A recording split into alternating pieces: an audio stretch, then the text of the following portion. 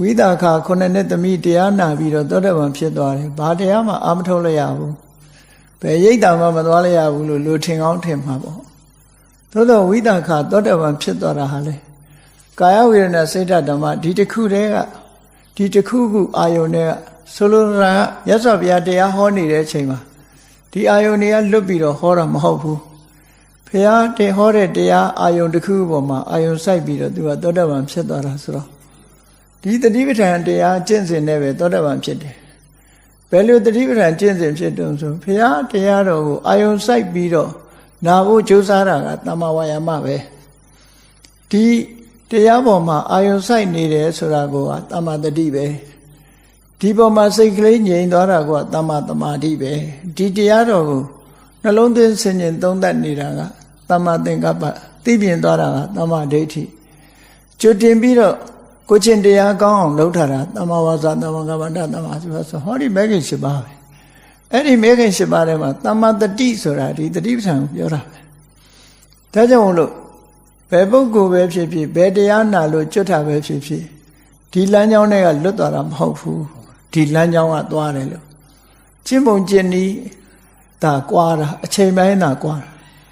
ပဒါစာရီကလည်းတရားနာရင်ကနေကျွတ်တရားရသွားတယ်တဏ္ဍတိမတ်ကြီးကလည်းတရားနာရင်ကျွတ်တရားရသွားတယ်ဆိုတဲ့ပုဂ္ဂိုလ်တွေဟာဒီတတိပဋ္ဌာန်တရားပွားပြီးတော့ကျွတ်တာကြီးပဲလို့အချိန်တိုတာလေးနဲ့မပွားလိုက်ဘူးလို့ဒီလိုမအောင်မရသူတို့တဏ္ဍာမှာရှိတဲ့ဒီတတိတရားဟာတမ္မာဒိဋ္ဌိဆိုတဲ့အသိဉာဏ်ကိုပွင့်လင်းသွားစေနိုင်တဲ့စွမ်းအားရှိတဲ့တတိတရားတွေသူတို့မှာရှိသွားတယ်ဒါကြောင့်မို့လို့ကာယစိတ်ဓာတ်ဝေဒနာဓမ္မကလွဲတဲ့ကမ္မထာအာယုန်တရားဆိုတာမရှိဘူးဒီဟာနဲ့ပဲသွားတယ်လို့ဒီလိုဟောတာပေါ့ဒါကြောင့်မို့လို့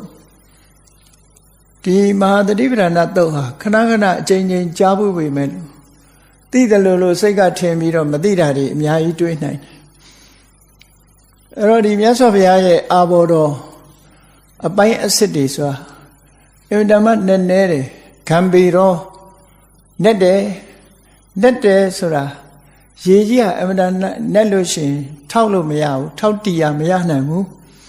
အဲ့ဒါလိုပဲဒီတရားတော်ဟာအင်တမနဲ့သည့်အတွက်ကြောင့်ရက်တီလို့မရဘူးဒုဒ္ဒတမြင်နိုင်ခဲ့တယ်နဲ့လို့ပဲမြင်ဖို့အင်တမခက်တယ်အဲ့ဒါကိုဒီပေါ်မှာထောက်တရားရအောင်မြင်လို့ရအောင်ဆိုတဲ့သင်ကြားမှုဟာတစ်ချိန်နဲ့လည်းလုံလောက်မှာမဟုတ်ဘူးနှစ်ချိန်နဲ့လည်းလုံလောက်မှာမဟုတ်ဘူးအချိန်ချင်းအထက်ထပ်သင်ဖို့လိုအပ်တယ်စဉ်းစားကောင်းစဉ်းစားလိုက်ပဲမဟာတတိပဋ္ဌာန်သုတ်ဆိုတာအလွတ်လဲရတယ်ခဏခဏလည်းနာဘူးနေတယ်ပြီးဆုံးနေတယ်လို့စိတ်ထဲမှာမအောင်မေ့လေးနဲ့ဒီတဲ့လေးနဲ့တဲ့အချက်တွေဆိုတာလေးလာလေးပေါ်ထွက်လာလေးလေးလာလေးပေါ်ထွက်လာလေးဟိုလိုပြောရမယ်ဆိုလို့ရှိရင်ဟိုလူငယ်တွေပြောသလိုနေရွက်လိုပဲကြည်လေဝေးလေစွာလိုပဲနော်ကိုနာနီးနေပဲကြည်ရင်မှဝေးမှန်းသိတော့သွားတယ်